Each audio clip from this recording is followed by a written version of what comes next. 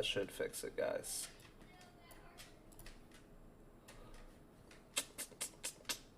Bum, bum, bum, bum, bum. All right, we'll restart that. Then we'll just start it from where you guys could hear us. So, welcome back to the nOw podcast. I am your host, Cody King, here as always with my tag team partner, Trevor. How you doing for a second time? Doing good. How's everybody doing out there? I'm living the dream. Man. The following announcement has been paid for by the nOw.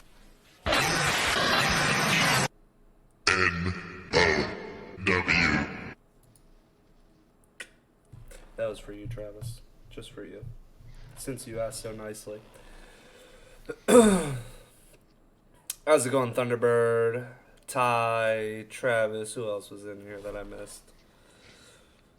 Did I miss anybody? Mueller. Mueller's in here. I'm going to go ahead and host myself really quick. So yeah, usually we do this on Sunday night. Last night I was not able to get back in town in time, so we are here today to bring you the week in wrestling. We do not have a retro review this week. How's it going, Will? Next week we will be having a retro review. Tonight I'll be putting up a poll, letting you guys decide what pay-per-view we're going to be reviewing. But yeah, so we'll hop right into Raw from May 17th. Everybody's favorite. Everybody's favorite Monday Night Raw. We all love it. We all look forward to it.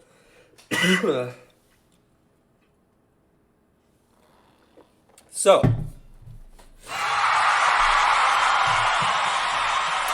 everyone loves polls. Me too, man. Me too.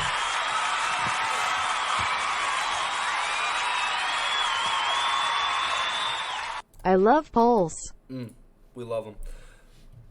All right, so Monday Night Raw started out with Lashley coming to the ring, flanked by women. MVP welcomed him and played a clip from his win on Sunday at WWE Backlash. MVP claimed that Strowman and McIntyre were unable to attend the show because of their injuries. And then Lashley gave MVP permission to issue an open challenge for later that night. But then Drew McIntyre's music hits, and he went down to the ring, not injured at all. McIntyre accepts the challenge. But yeah, that didn't go as planned. Woman. This is another one of those feuds that might be carrying on a little too long. I completely agree. I don't think that Drew McIntyre should still be in the title picture right now.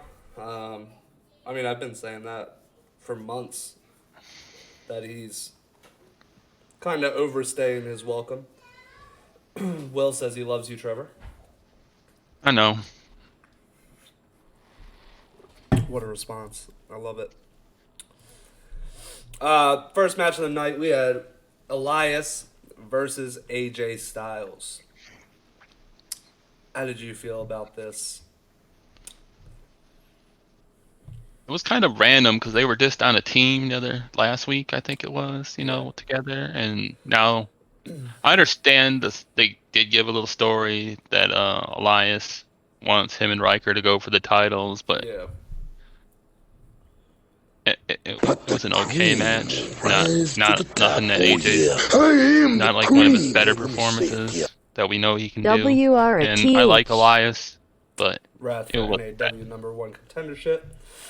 No, just not the best match. I completely agree, and it ended in disqualification as Riker yanked Styles off the apron. Cream, rise to the top. then- Oh yeah, I am the cream. Yeah, let me say it here. Smiles also has a NAW number one contendership match. Check my phone real quick.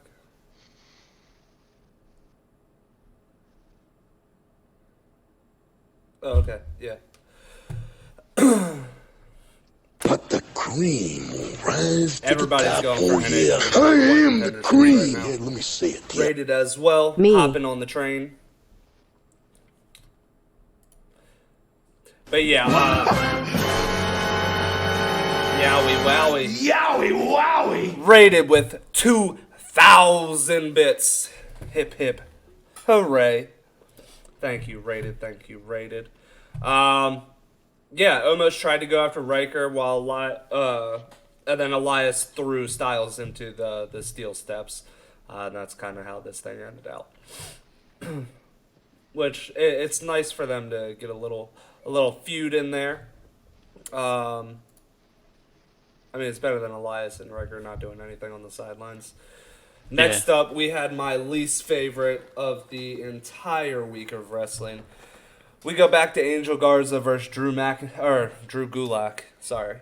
Last week, you guys heard that I was unhappy that Angel Garza stuck a rose up Drew Gulak. Sorry again, up his ass and kicked it on in there. This time, Angel Garza picks up the win and shoves the rose in Drew Gulak's mouth. Yeah, so that I'm just not liking how that's going whatsoever.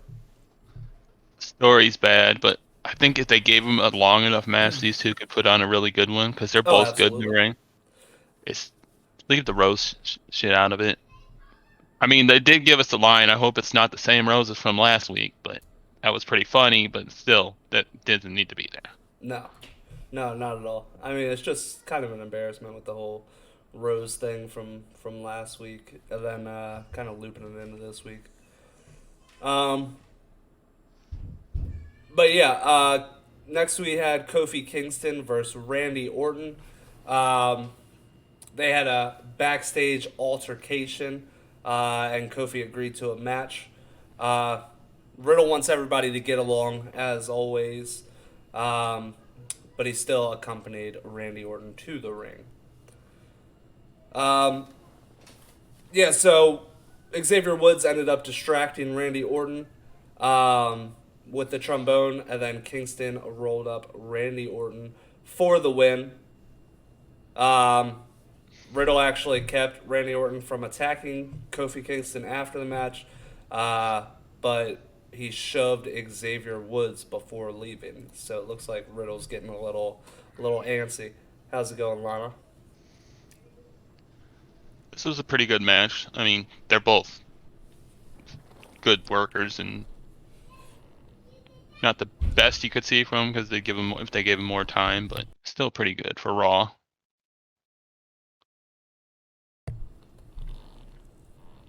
No, I completely agree.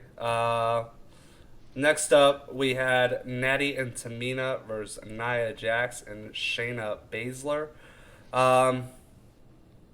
This was more lean towards continuing Alexa Bliss versus what seems to be Shayna Baszler. That's kind of who she's been targeting, who Lily's been targeting this whole time. Lily set off some flames that blinded Reginald, and that distraction allowed Natty and Tamina to pick up the win. How'd you feel about this whole segment? Yeah, I like that they're doing something with Bliss outside of just being with the Fiend. You know, Yeah. I'm gonna actually maybe have her wrestle. But at the tag match, you know, I'm glad Baszler and Nia didn't win them back, the titles back. Yeah. And I hope they're splitting them up, hopefully. Yeah, and to me it seems like Lily is going after Shayna Baszler. That's kind of Yeah. who she's been targeting. Last week with causing Shayna Baszler to have massive leg cramps and basically crippling her. Then this week, distracting her for her to pick up a loss in this match. Yeah, I know they continued this feud some more, but I hope they're done with this one. Let Cody, my best friend. Natty and the Tamina take on somebody else. Yeah. Next up, we actually had a very, very good match on Monday Night Raw. mainly because they're showing Ricochet off a little bit more. We had Sheamus versus Ricochet. Um, so backstage interview revealed that Ricochet did steal Sheamus's hat and coat, which he wore out to the ring. Um, Sheamus eventually ends this great match with a brogue kick and picks up the win. But nonetheless, Ricochet showed what he's worth and put on a very, very good match in return. Yeah, like you said, I'm glad Ricochet's finally getting on TV besides just sitting in the back with the jobbers or chasing the stupid 24/7 title. Yeah, and I I'm mean, hoping that this being a very, very good match on a weekly show, I'm hoping that this leads him to be in a bigger picture down the road. That's what I'm hoping at least, because he is showing that when he does get his chances, he is making the best out of everything he gets. the title wasn't on the line. I think he should have won, or it should have been in like a double count out or something. Just to I mean, continue that out a losing to little bit. losing to Sheamus is not anything like bad because No. Sheamus very good. I mean, he is the champion. Yeah, and But I don't think this ends here. no, I think it continues on a little bit further. Hopefully until Hell in a Cell. So next up we had Charlotte versus Asuka. Um, Actually another decent segment here. yeah, Um, Asuka was able to pick up the win with a roll up. This match actually lived up to an Asuka versus Charlotte match, even though it is Monday Night Raw, and we all have our opinions about Monday Night Raw and how it typically goes. But this Monday Night Raw actually had some decent matches on it.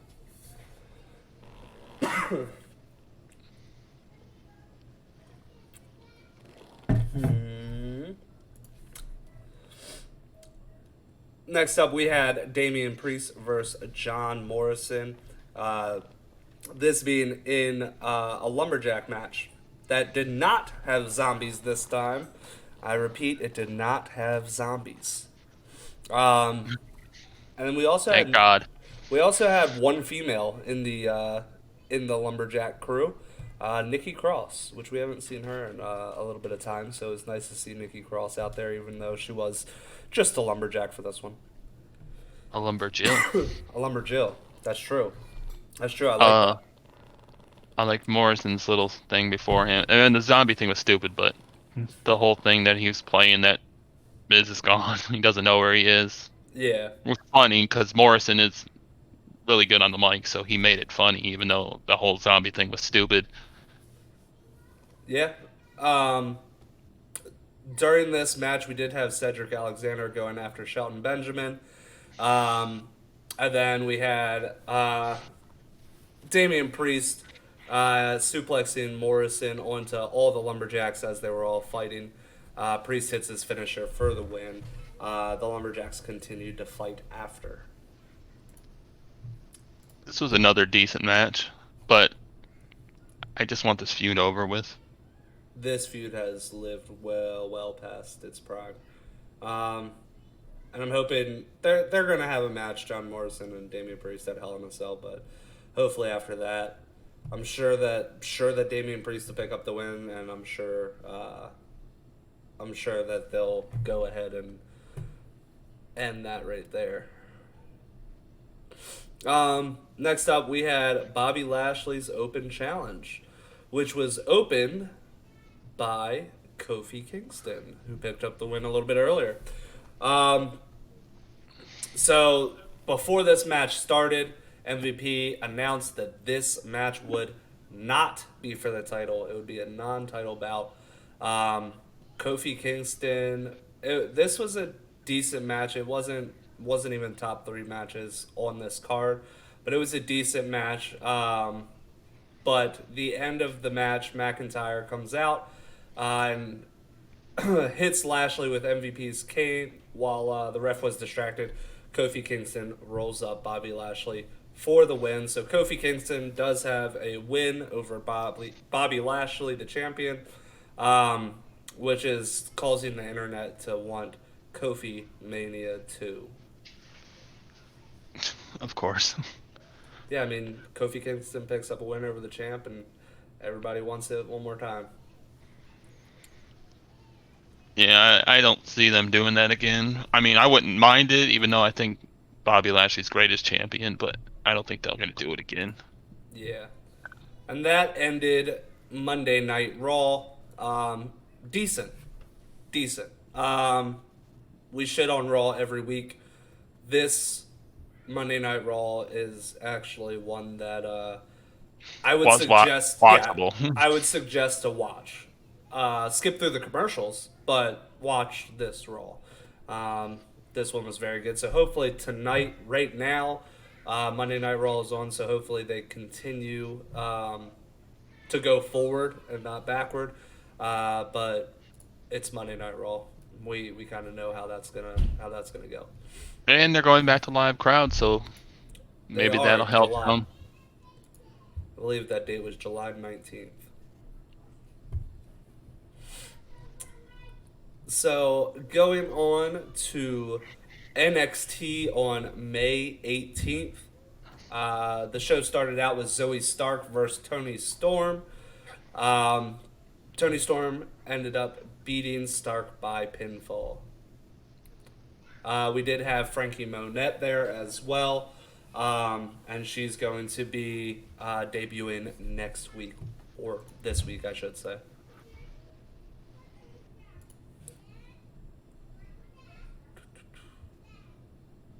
Let's see. We had a little. I don't want to say vignette because it was kind of just. It was a spa day between Candice LeRae and Indy Hartwell. They both had cucumbers over their eyes. Dexter Lumis was actually one of the masseuses.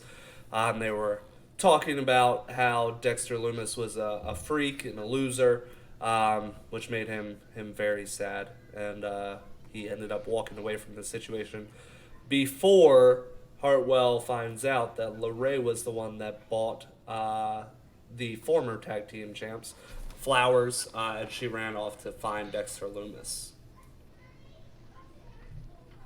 How'd you feel about this? It was all right. It was kind of funny in some parts, but I love everything that the Way's doing, to be honest with you. I mean, that's just me. Next up, we had Cameron Grimes versus Jake Atlas. We were told last week that the $1 Million Man would be in attendance this week, and he made his he made his mark on this show. you skipped the vignette about Karrion Kross and Balor too. Had all the people on there and Paul Heyman, Pat McAfee, and trying to hype it up. Yeah, showing. That was a pretty good one too. Yeah, it was a pretty good vignette. Yeah, I mean, it should be because it's their world title. It was just kind of a promo hype video for that match. But yeah, it was good. Next up, we had Cameron Grimes versus Jake Atlas. The $1 Million Man comes out to the ring, and he distracted Cameron Grimes, which allowed Atlas to go ahead and stack Cameron Grimes up for the 3 count. Cameron Grimes runs to catch DiBiase, but the $1 Million Man got in his limo too quick and reminded Cameron Grimes that he is no $1 Million Man. I don't know where they're going with this. I don't. I was hoping that maybe they would be going to potentially have $1 Million Man kind of being a manager for Cameron Grimes, which they still could. But it seems like sort of a rivalry at this point. Yeah, is he gonna bring somebody else and be like, "This is the true $1 Million Man now," or is he gonna Maybe eventually his son? become his mentor? Oh, that'd be pretty good. Bring his son back. He can come out with the $1 Million belt. He could. I wouldn't mind that. Next up, we had Killian Dane versus Alexander Wolf. Um, yeah, yeah. After this match, Imperium lays out Wolf, kicking him out. And not only do we now know that he got kicked out of Imperium, he also got kicked out of WWE with the recent cuts the day after. So on Thursday, NXT did make their round of cuts. Um, Alexander Wolf was probably the most notable name on there. Um, outside of one of the horsewomen of MMA, um, who also got the boot. Yeah, but those two weren't good. Last I seen them anyway. They may have Yeah, improved since I then, but mean, neither one of them. Alexander Wolf's pretty good. No, I meant the two other horsewomen. I liked Wolf. Oh, okay. Well, yeah. So the four horsewomen: Ronda Rousey, Shayna Baszler, Marina Shafir, which is Roderick Strong's wife. That's probably the reason she did not get cut. And then Jessica. Why am I blanking on her last name? She's the one Duke, that I got cut. think. Yeah, Jessamine Duke. Jessamine Duke. And she's the one that got the boot. Um, which is kind of a shame for one reason, really, and it's really not wrestling related. Um, but I don't know if you watch Up Up Down Down, but she is a key member of the faction Bree Start, um, which stands for Best Roommates Ever, with Mia Yim, Dakota Kai, and somebody else, and I'm blanking on the name. But I'm kind of curious to see if they're going to be able to keep her on.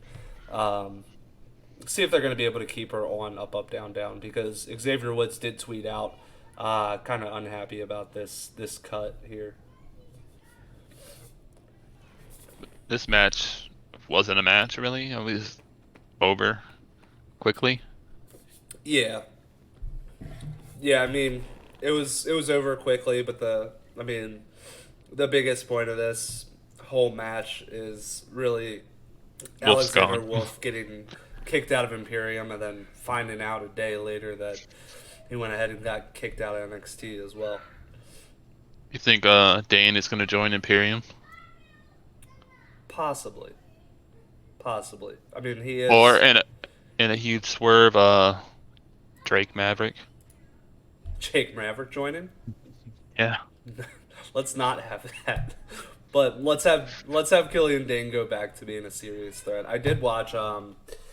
I watched Takeover New Orleans, where they had this 7-man ladder match to crown the first ever North American champion. And it just reminded me of how good Killian Dane actually is. I kind of forgot. Is that when he was Insanity? Yes, yes. And then also I watched the first returning War Games. So it was Sanity versus Undisputed Era. And again, Killian Dane is extremely good and a serious threat, but he kind of got a little push in NXT probably about a year ago, but really hasn't gone anywhere since. So I'd Sanity like, was so hot, and then went to the main roster and just yeah, yeah, nothing. Crash yeah, and burn. yeah. Sanity got the shit end of the stick there. Next up, we had Legado del Fantasma versus Tommaso Ciampa and Timothy Thatcher. Grizzled young veterans ended up attacking Ciampa on the apron, and that set up Legado del Fantasma to go ahead and pick up the win by pinfall, which was actually a pretty decent match up until the end. Yeah, I wanted Ciampa and Thatcher to win though, Yeah, I mean, I but think we all would have liked that. them losing this way at least it doesn't make them look weak. So I guess that's the best you can say about the finish. Yeah. Next up, we had Bobby Fish calling out Pete Dunne, demanding a match for next week to basically pay for the damage that he did to his elbow in War Games. We had another video package for Diamond Mine, which I still really don't know who that is. I haven't even seen leaks on who it is. But besides people saying it could potentially be Brock Lesnar Jr., other than that, I have no idea who it could be. Next match we had was Saray versus Aaliyah. Saray picked up the win by pinfall in a less than great match. I didn't really enjoy this match too much. No. Which is weird because NXT usually does have pretty good matches, even on ones you don't really care about yet. Yeah. Next up, we had Hit Rose, Ashanti Viadanis, and Top Dollar versus Tony Nese and Arya Davari. They're doing my boy Tony Nese wrong. This was a squash match. Hit Row picks up the win. Yeah, it's another. And it was squash, but Hello, my wife. Hello, hello. And then for the main event, we had the North American Championship match between Johnny Gargano and Bronson Reed. A very good match. This is the one match. If you wanted to watch anything from this week, go back and watch this match. Bronson Reed does pick up the win, and he is now the new NXT North American Champion. There's a lot to talk about in this match, all the different things that happen. But in short, this was just a very, very, very good match, and I highly suggest you guys go back and watch this specific match. How'd you feel about it? oh yeah, this one was really good. I loved all the interference from Austin Theory. Austin Theory. Yeah, just trying. Like the first time when Gargano tried to escape through the door, I think why didn't Austin Theory grab his hands and pull him out? But then later on he did actually grab his hands and try to pull him out. Yeah. So I was like, okay, so they were just saving that spot for later. But yeah, the interference, even though he never got into the cage, I'm like, there's no DQ. Why didn't you just slide in the cage and start beating his ass? But he did a lot of stuff on the outside, Yeah. which was, and Reed picking up the win was cool, and the title. Yeah, and it was kind of a higher colossal slam than he normally does, or it looked more impressive because of the cage, I guess. If we were to jump off the cage, that would have been insane. That would have made my year. But he probably would have killed Johnny Gargano, to be honest. But that ended NXT with Bronson Reed being your new North American champion. Big spots in the match. There was a lot of big spots. There was a lot of spots in general. That's why we are keeping it a little short on that. But definitely, if you guys have not seen that match, that is my match of the week. So go back and watch that match. Actually, it's my number 2 on match of the week. But I will talk about that after I talk about everything else. Next up, we had Wednesday, May 19th. We had everybody's favorite show, AEW. Haha. We opened up with Christian Cage versus Matt Sydal. This kind of reminded me how good Matt Sydal actually was. This was a pretty good match. Not saying he didn't have a good match a couple weeks ago against Kenny Omega. But Christian Cage, again, has not missed a beat whatsoever. Yeah, he's looking as good as he's always been.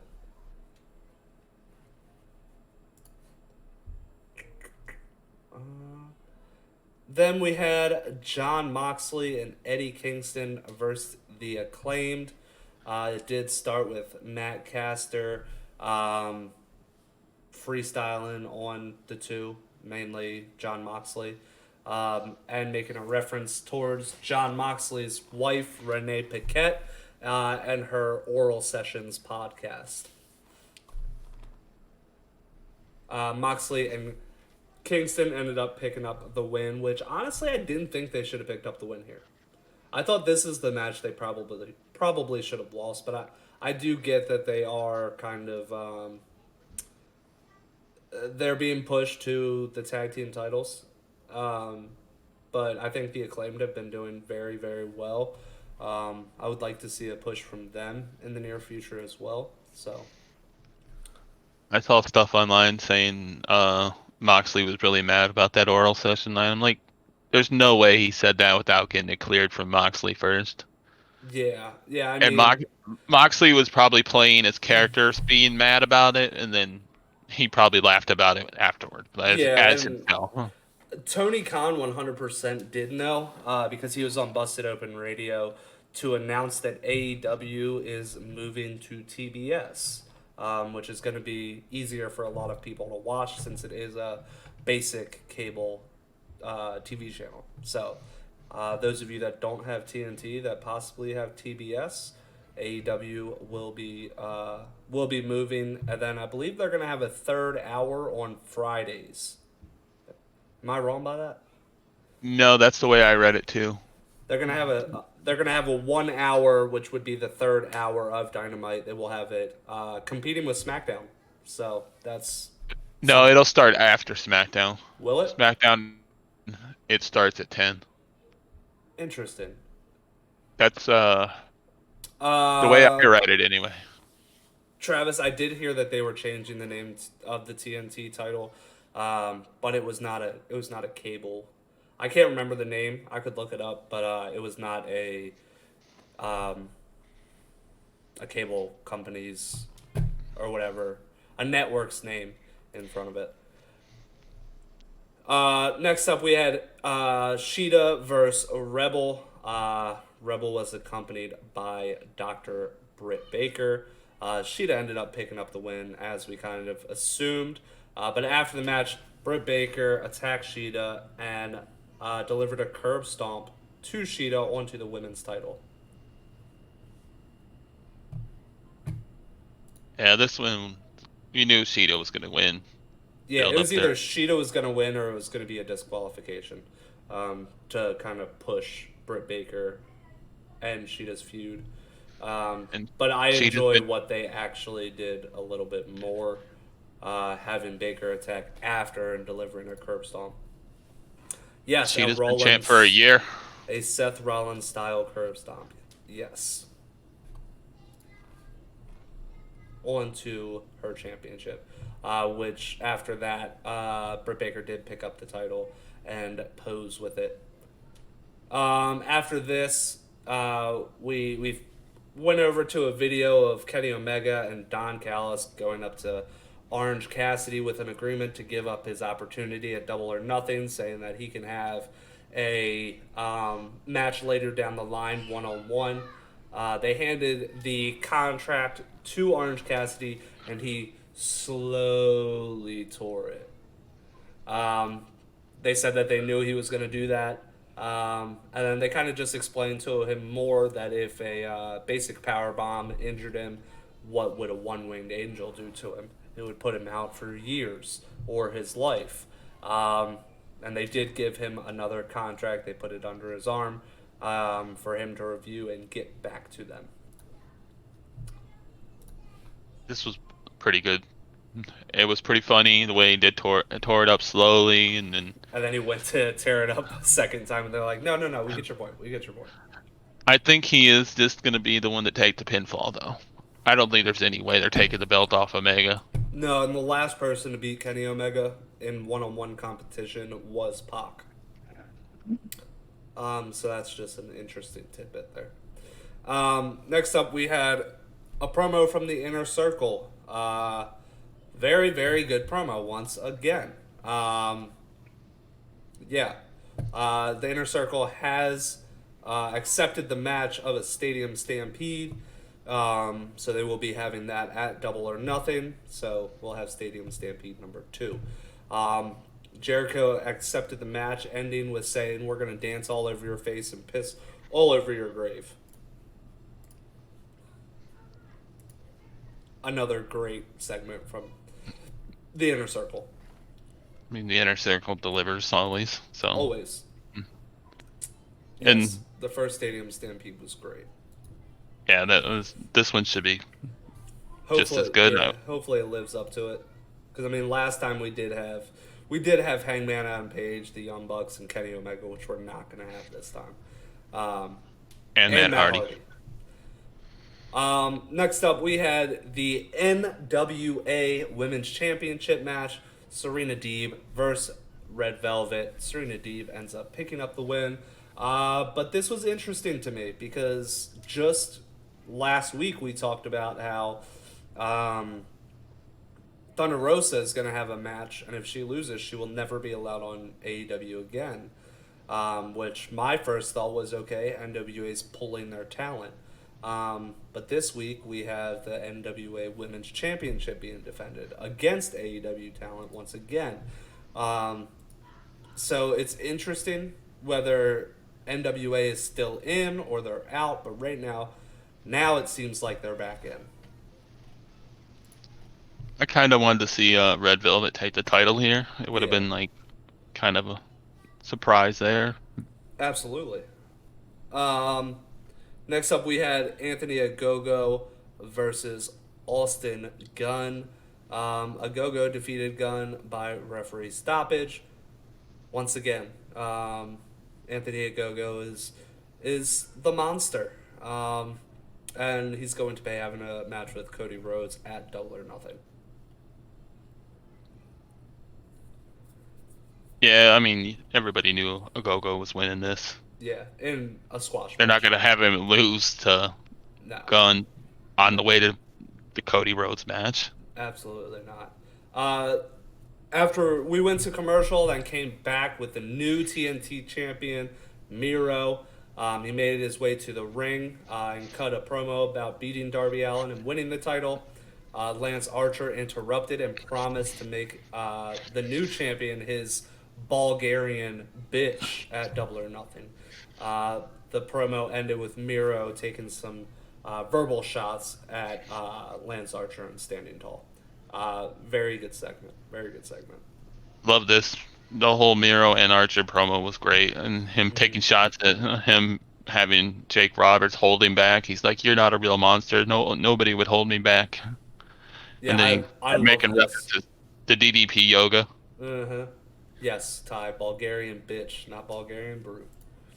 And then in the main event, we had the AEW Tag Team Championships on the line. We all knew this was going to happen, but it was going to be, is this going to be a good match? Which it was. The Young Bucks versus the Varsity Blondes. For those of you that don't know who the Varsity Blondes is, it's Griff Garrison and Brian Pillman Jr. After this match, Moxley and Kingston come out and attack the Bucks, and they ended up choking them out to close the show. And a funny part of this at the end, Kingston and Moxley stole the Young Bucks' shoes because they're always wearing expensive shoes out to the ring. So they did get jacked of their shoes.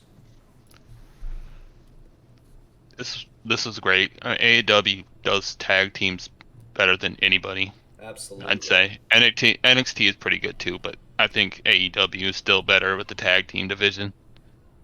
Yeah, And- I agree. I think AEW focuses on tag teams more than singles. I think that's why if you look back at the past couple pay-per-views, the tag team championship match has gone longer than the world title match. And I think that's for a reason of the Young Bucks being EVPs as well, and really wanting to showcase tag team wrestling.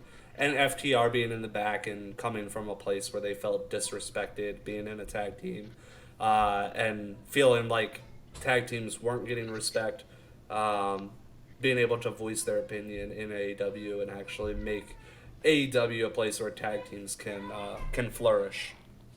I actually let tag teams main event pay-per-views. Absolutely, and I love it. But that closed out AEW. Next up, we had this previous Friday, we had SmackDown on May 21st. So another in-ring promo kicks off the show. Sonya Deville, she announced that in the beginning in July, the company returns to the road. They will be leaving the Thunderdome, and they will be starting their trip in Houston. She introduced all of the SmackDown champions, including Apollo Crews, who vowed to retain his championship in the night's main event. From there, DeVille introduced Roman Reigns, only for Paul Heyman to arrive and remind fans that the Tribal Chief is a champion, whereas the rest of the men and women on the stage are simply title holders, which I thought was great. Bayley interrupts, and she takes exception to Natty and Tamina as tag team champions. She gives props to Apollo Crews and Aziz, and she also claims that Bianca Belair cheated to win at WrestleMania Backlash, which she goes face to face. I'm tripping over my words here. Bianca Belair ended up going face to face with Bayley. Bayley backs off, and then Shayna Baszler and Nia Jax attack all of them out of nowhere. Natty and Sabina make the save, setting up to be a tag team match. A 6-woman tag team match, I might add. Yeah, was Teddy Long back? I think I'm going to so. set up a tag team match for you, player. The women have been doing so many big tag team matches.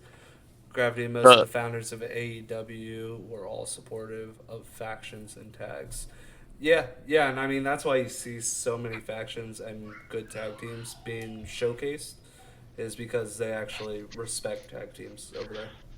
That opening segment was but I did like Paul Heyman coming out and be like, no, That was Roman's the not one doing part of it this. that I liked. Yeah, Roman and Paul, I mean, they're carrying SmackDown. I mean, there's other good parts of SmackDown, but They're they're carrying WWE. yeah, just he's not gonna do this on your terms. He's gonna have his own thing later on. Yeah. But that followed with the 6-woman tag team match, which Baszler, Jackson, Bayley picked up the win. That's pretty much all there is to talk about there. It was just a decent match. Next up, Shinsuke Nakamura versus Baron Corbin.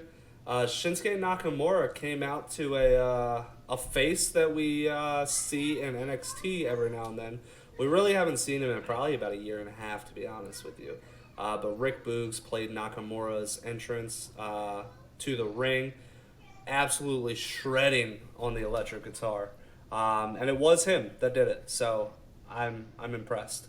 Nakamura ends up beating Baron Corbin in this match with a roll-up.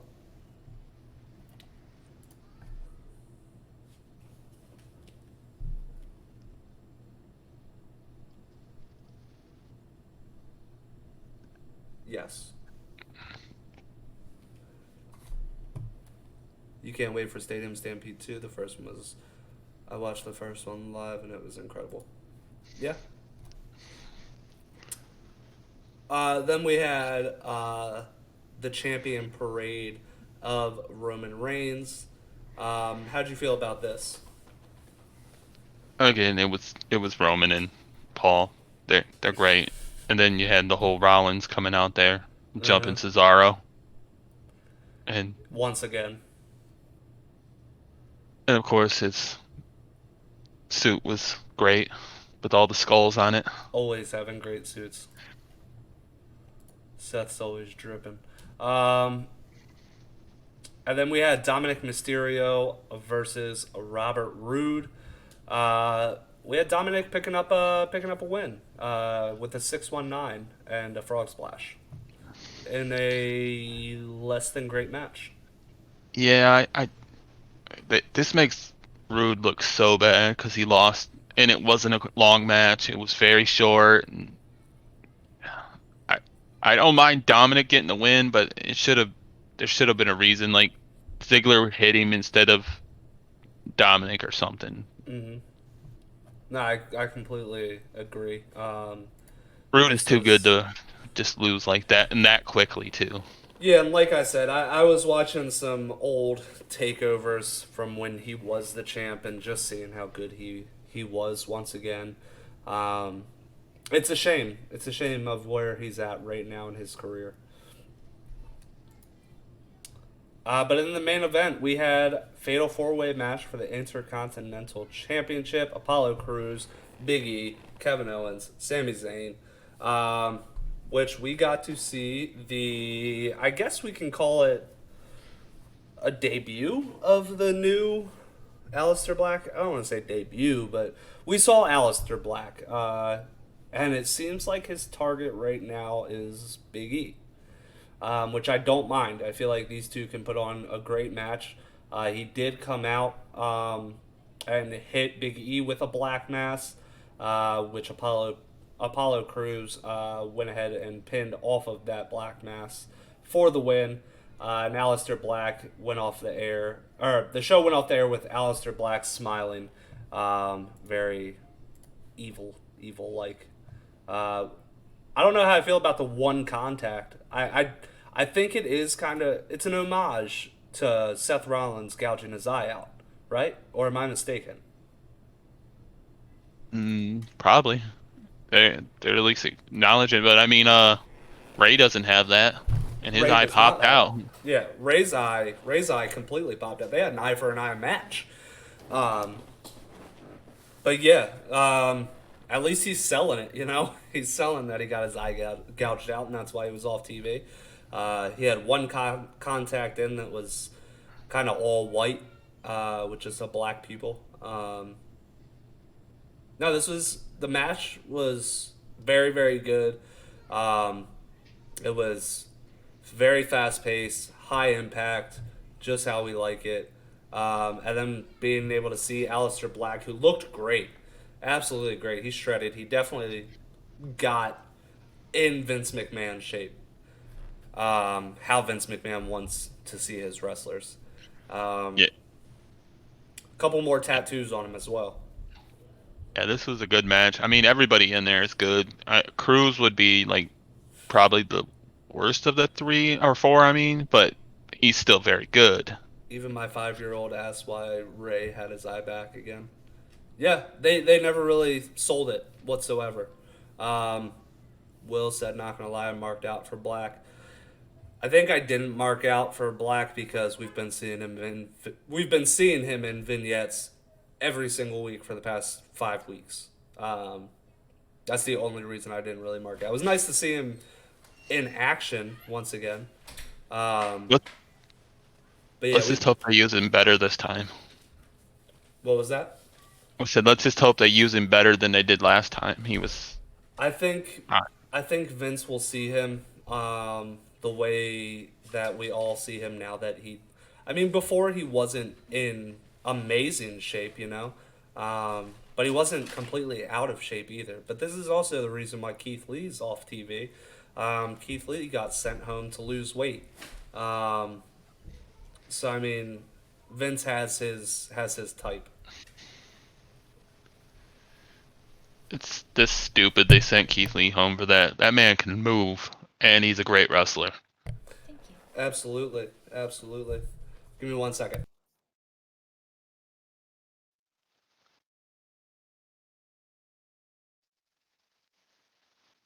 I love Keith Lee.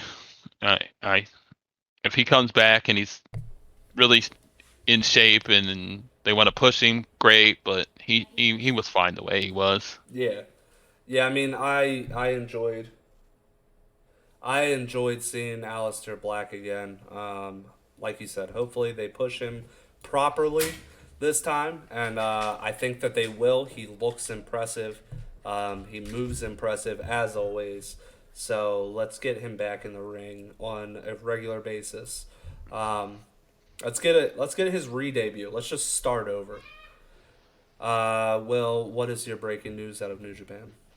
It probably has to do with the world title.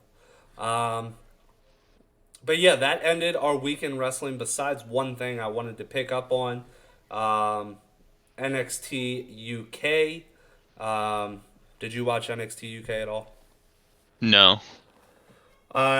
There's only one part that I really wanted to kind of pinpoint on. My match of the week this week is A-Kid versus Tyler Bate in the main event of NXT UK for the Heritage Cup.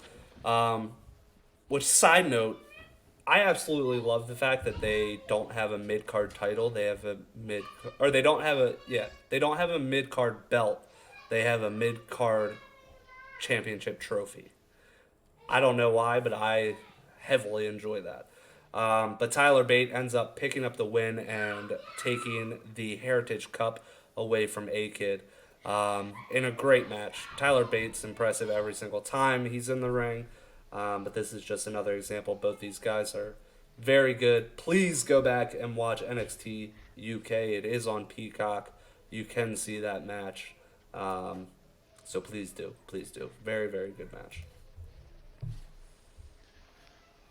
But yeah. We also had Velveteen Dream released this week. Yes, that is our. Well, I don't see what that says. That's a lot. I would have to go on my phone to see that.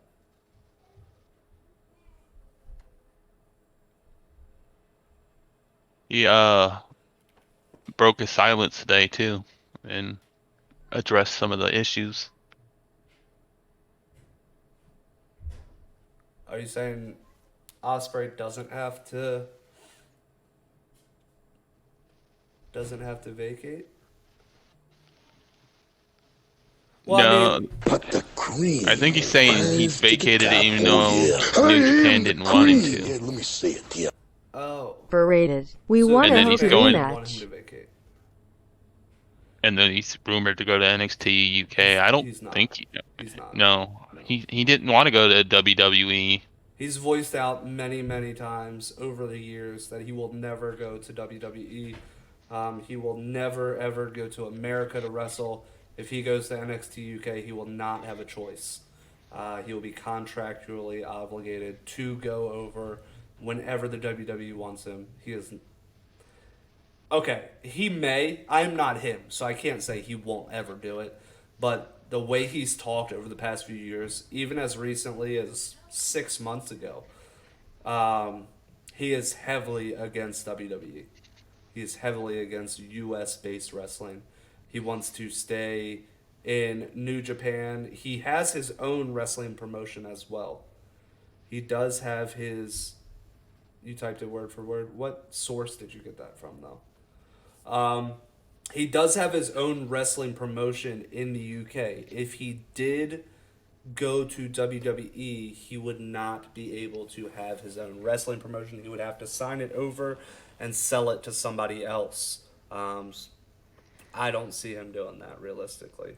And he may. Like I said, I'm not him. I'm not buddy with him. I am a big fan. He's my favorite wrestler on the planet.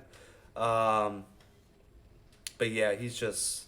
I really don't think that he's going to go ahead and go over after everything he's said over the past couple of years about NXT and WWE. It's just not a fit for him. Oh. You never know, because what if Vince just threw like a ridiculous amount of money at him? Yeah, like He I couldn't said, say no. you never know. And if they agree to the voices of wrestling, I mean, I'll believe it when I see it. NXT UK gets less views than New Japan. And that's just the fact. Even in the United States, if you look at United States fans alone, New Japan gets viewed way more than NXT UK. I love NXT UK. Don't get me wrong. I would love to see him there, mainly because... Okay. Mainly because that's an easier source to go ahead and watch. But yeah, I don't see it. I don't see it happening. If it happens, it happens. I would love it, but I just don't see it. As Ted DiBiase says, everybody has a price. Yeah, and maybe if they give him MB Priestley a contract, I know he wants to stay around his wife as well. So maybe. But yeah, who knows? But moving on, yes, as you touched on a little bit, Velveteen Dream did get released on Saturday. So he survived the cuts on Thursday, but on Saturday it was announced that he had been released. Um, I don't know what I can and can't say on this subject. I think it was very unfair of him to get cut.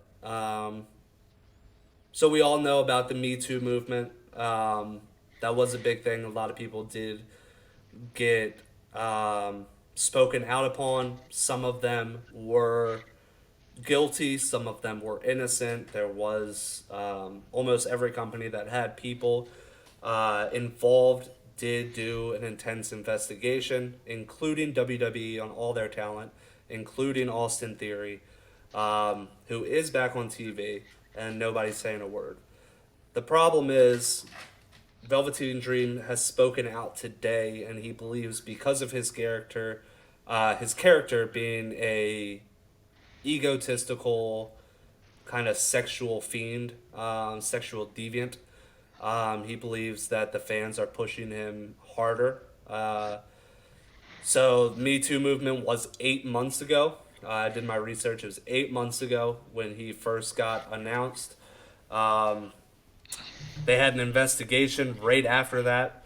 For 2 months, Velveteen Dream was off of television. The investigations wrapped up and he was deemed innocent, which he did talk about today in his statement. He talked about the conversations and everything like that.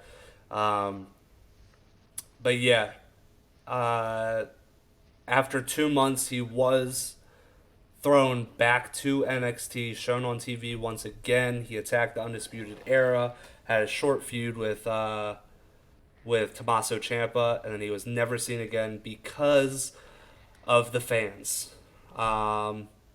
Wrestling fans really harped on him very hard. They kind of shit all over NXT and WWE for allowing this man to wrestle still, even though he was deemed innocent, just like Austin Theory. But because of that, they ended up taking him back off of television, and he's been sitting for the past 5 months. And the reason he's cut is most likely because they don't want to get shit on for putting him back on TV, and then them holding him is he's just a paycheck that's sitting backstage not doing anything. So it was really the fans. The fans kind of ruined a 23-year-old, maybe 24. Ruined his career in WWE. I'm sure he could go somewhere else. He could go to AEW, I'm sure. AEW did have their fair amount of talent that also got linked onto the Me Too movement, like Sammy Guevara, who was guilty. He was guilty. But they did make him go to sensitivity training and everything like that. And he did have a meet-up conversation with Sasha Banks because that's who he said words about that I will not say here. But yeah, I mean the whole industry was going through some stuff at that time. Will Ospreay also got hit on it, but he was deemed innocent as well.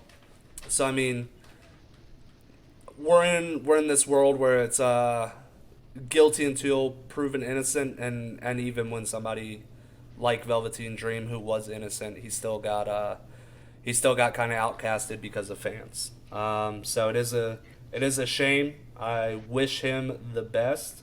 Hopefully he does stay in a major company, and if he wants to come back to WWE, which I know he does, he'll go ahead and make his way back in due time. You'll say this: AEW handled that situation with Sammy very, very well. Yeah, I mean, they did sensitivity training, made him talk to Sasha Banks about it, made sure Sasha Banks was okay with him continuing to work for the company. If she said no, he would have lost his job. But she said that, yes, they are now friends. And and she doesn't hold anything against Sammy. So good on both of them, really. But unfortunately, Velveteen Dream is now out of a job. He is on a 90-day no-compete clause. So the next time we would potentially see him is beginning of September. So I guess we'll see. I guess we'll see in due time. It just sucks because Dream was a great character, and he said the Dream is dead. He said Patrick Clark's gonna go on, but the Dream character is dead. Yeah, which that's the biggest shame of all of this. Velveteen Dream, the character, was such a great on-air character. So many great moments of Velveteen Dream, and now to know he is gone, and we'll get Patrick Clark, the tough enough character that we once saw, the cocky tough enough character at the age of 16 who lied about his age to get onto the show. I mean, he's such a good worker. I'm sure he'll be able to find another character that fits him well. But yeah, Velveteen Dream was such a great character that hopefully he does kind of go back on this. I know when his statement came out this morning, he spoke a lot from the heart, and I think it was a lot of anger and disappointment in the whole situation of him losing his job and potentially his career over his innocence. But yeah, it's a shame in general. But I do wish him the best of luck in the future, and hopefully we do see him in September as a new character. Maybe even as Velveteen Dream, but somewhere else. That would be nice. Well, I'm sure WWE owns the name Velveteen Dream anyway, so. Satin But a Nightmare. character like that. Satin Nightmare. Just change it up a little bit. Yeah, that's what I've been calling him. I saw it was one of those is all elite pictures, and it said Satin Dream is all elite. I thought it was funny. Or Satin Nightmare is all elite. But yeah, that is the week in wrestling. I'm sorry we kind of ended it on a down note. But yeah, I really have nothing else. We do have Double or Nothing this Sunday, so we'll be doing the podcast on Monday most likely. Moxley is crying in the background. He's very, very sad about the situation. I know. He's just sad that he's in his cage right now and everybody else is upstairs. But yeah, thank you guys for coming out. Like I said, Double or Nothing is on Sunday, so we'll most likely be back here on Monday. If there is any updates or anything like that, we will keep you guys informed. I'm still going to put up the poll for a retro review. We'll go ahead and keep that up for 2 weeks, and whatever you guys want us to review, we'll go ahead and review. So I'm gonna put some good options up there and let you guys choose on that. But Trevor, any final words? Just hope Dream lands somewhere and can continue to have a great career. Travis, I think they did it on this weekend because of the holiday. I think it's going to be a Memorial Day tradition. I think that's what they're going to shoot for. The card looks great too. The card looks can't amazing. Yeah, so, and please, if you're going to watch it, pay for it. It's not expensive. It's not. It's fairly cheap. So if you are going to watch it, Ty, if you're going to watch it, you're probably going to come over to my house, so we'll split on it. But yeah, pay the little bit of money to watch it. Don't go to one of those websites and go ahead and just take the content. If you're going to support a company, support the company, please. But yeah, If you want to talk about it while it's happening, we have a Discord chat for pay-per-views spoilers. So come and chat with people. yeah, It's not absolutely. real active, but people do talk in there. Absolutely. And just because you said that, I'll definitely be sure to be in that chat on Sunday during the pay-per-view. For anybody that wants to talk, if somebody wants to hit !Discord so that link can pop up, join that Discord. The spoiler chat will be active on Sunday, as I will make it active even if I'm talking to myself. But for now, thank you guys for coming out. Can we talk about how sexy you are in my peach shirt? Thank you. Yeah. For this week, this has been your nOw podcast. We will see you next week. Good night. Be sure to check out the podcast tomorrow with Travis and it's iRob, I believe, right? And damn it, Herman. Yes. They're reviewing Street Fighter. Yeah, And then Wednesday, I believe Gravity is going ahead and doing. He's finishing up Resident Evil. Thursday we have Devin's pay-per-view show. Friday and Saturday are open right now. I will be streaming one of those days. I will post on the page the day I am going to stream. It's going to be kind of last minute because I don't know what I'm doing yet this weekend, but I will figure it out. Yeah. So, thank you guys very much for showing up once again. I appreciate it very much. Trevor appreciates it very much. Everybody at DNA appreciates it very much. But until next time, good night, everybody. The following announcement has been paid for by the